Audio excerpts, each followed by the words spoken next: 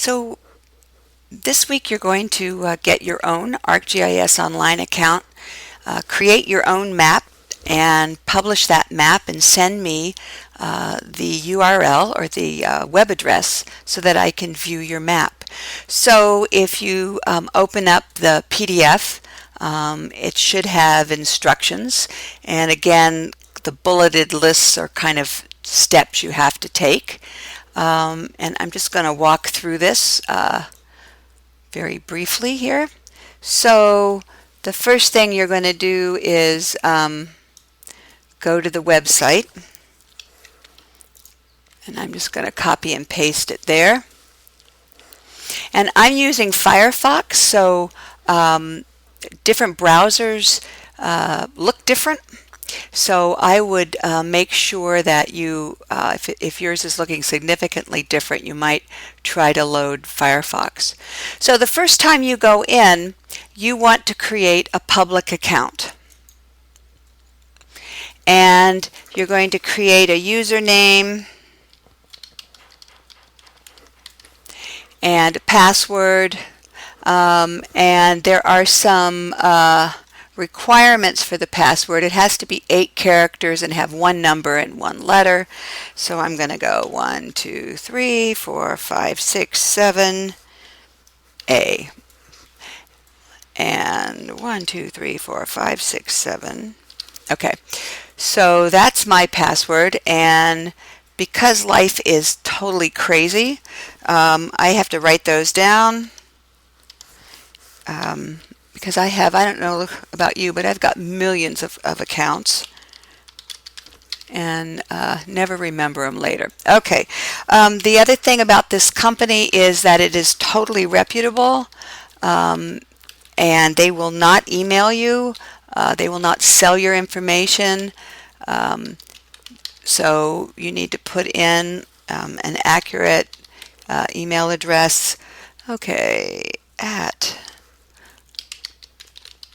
and then I'm going to select a security question and try to remember that.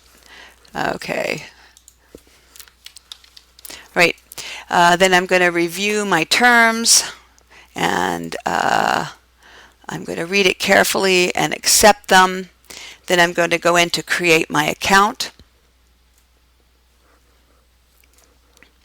And at this point, if I wanted to capitalize my name, I could do that, and just check the profile that it's everything you want. So what was that? Like 3 minutes. We've got that account set up. Okay, so if we go through the tutorial here, we've created your account, and there you are. So part 2 is kind of learning some basics about ArcGIS Online and creating your map. So the first thing you're going to do, if you have gone out of the project, you have to use that website and sign in again. If you're still here, you can click on My Content. And because this is a new account, I don't have any items in my content. And so for this lab, you're going to create a new map. So I'm going to just say Create Map. And for this lab, I'm going to have you put in your name. I think last name would be best. Songer, I tell you, Songers. I have a new keyboard, and it's curved. It's driving me crazy. Okay, and things are in different places. Okay, and then for the tag, you're going to just write practice. And for the description, practice map. Okay, so once you do that, you're going to choose OK.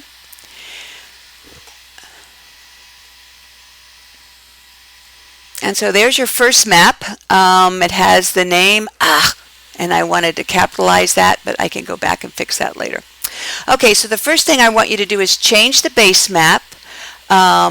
So you're going to hover over Base Map Gallery and click that, and I want you to choose the imagery base map, which is just a satellite image, and then I want you to find the Eiffel Tower, Oh, very good. The one in France, and that will take you to the Eiffel Tower. I want you to be able to move around the window. There's several ways to do that. If I left click my mouse button and hold it down and drag, I can move my map. I can zoom in and out with the zoom tool here. I can use the roller on my mouse to zoom in and out. So there's lots of options for navigating around the map. And you'll notice in the lower left-hand corner, the southwest corner of your map, there's a scale bar. And so I want you to zoom in to the Eiffel Tower where your scale is, the scale bar reads 40 meters. And then I'm going to go back and find the Eiffel Tower. I can turn off that. Then the next thing I want you to do is to be able to measure distances. So the measure distance tool is here. When you click that, you can choose to measure area or measure linear distance. You can choose to measure in whatever units you want to measure in, or you can choose to get latitude and longitude. So if I click here, I get the absolute location for the Eiffel Tower. If I click the measure tool, I can click the top of the Eiffel Tower and click over to the river and get a distance there. So you're going to go through that. There's some questions that you'll need to answer. And then I want you to zoom out until your scale is about 1 kilometer. And again, I have to kind of put this over here so I can actually read it. That's 0.3, 0.6. Close enough. Okay, 1 kilometer. And I want you to talk about the structure of the city. Describe the pattern, thinking about folk and pop culture. What kind of city would this be? Defend your reasoning. And then you're going to add some data layers. So to do that, you choose Add, and then we're going to search for layers. And it should default to ArcGIS Online, which is fine. And I want to search within this map area. And I think I said go. So we're going to type France into find and hit go. And then there's tons of data layers that will meet my criterion. If I click here, I can get a vision, or a vision, I'm going to have a vision. I can get an image if they've added one. Let's look at this one. Okay, so that kind of is land cover.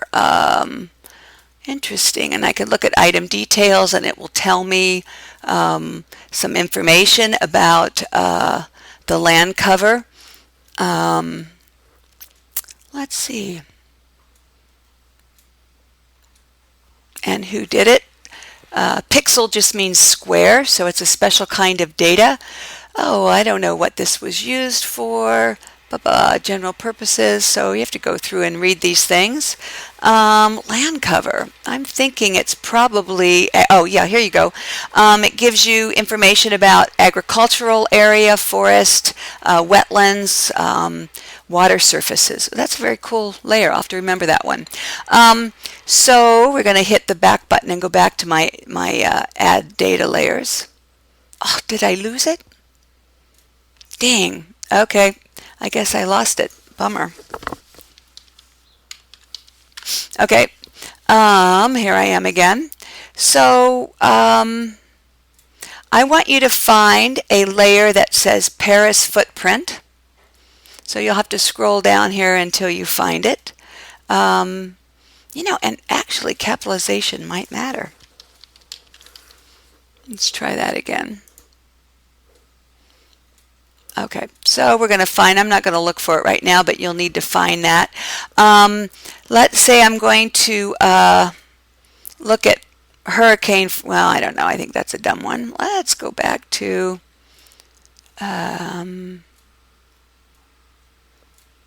let's go to that land use. Oh, now I don't find it. Isn't that crazy? There it is. So I'm going to go back to the land use and I'm going to choose add to map. And sometimes I'll get an error message that I can't add it to the map. Sometimes it adds right away. So all of these layers are being streamed on the cloud on Esri, and I don't have a lot of control about, oh, I lost my base map. There we go.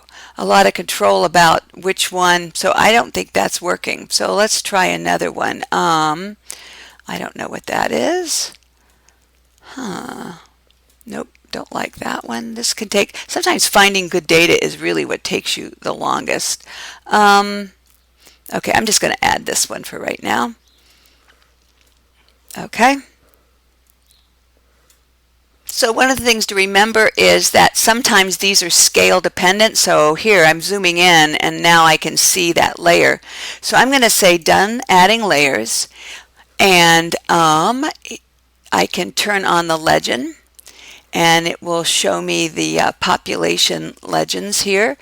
So I've got senior population, 1 dot equals 100 people.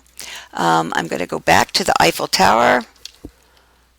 And one of the things I did not do, oh, very cool. I've got land use and population. Okay. Oh, very sweet. Oh, I like that one. We might have to use that one later. Okay, so if I go back to my details, I could turn off population and I can look just at land use. And I can, very, very cool.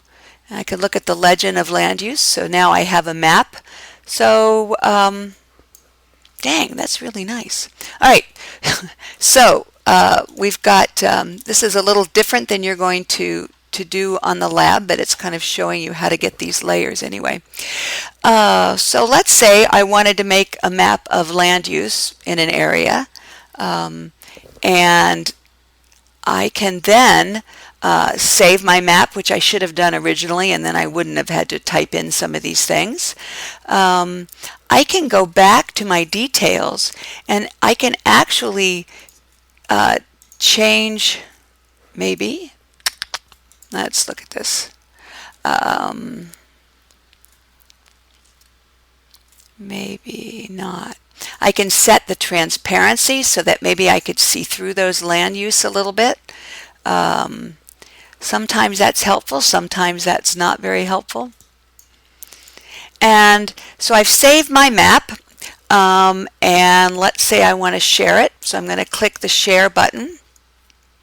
I'm going to choose make it public, and in my Word document I would copy that URL and paste it into my URL.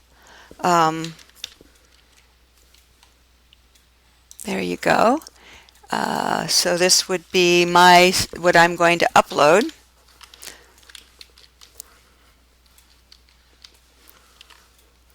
And then you would also have the answers to the questions, numbered in full sentences and in the format I asked for. So that should give you a great kind of tutorial. I think if you follow the written tutorial, it will really get you through this. And you can see that finding data is sometimes the hard part of this, but I'll show you some other ways to do that. Okay, I hope this is helpful.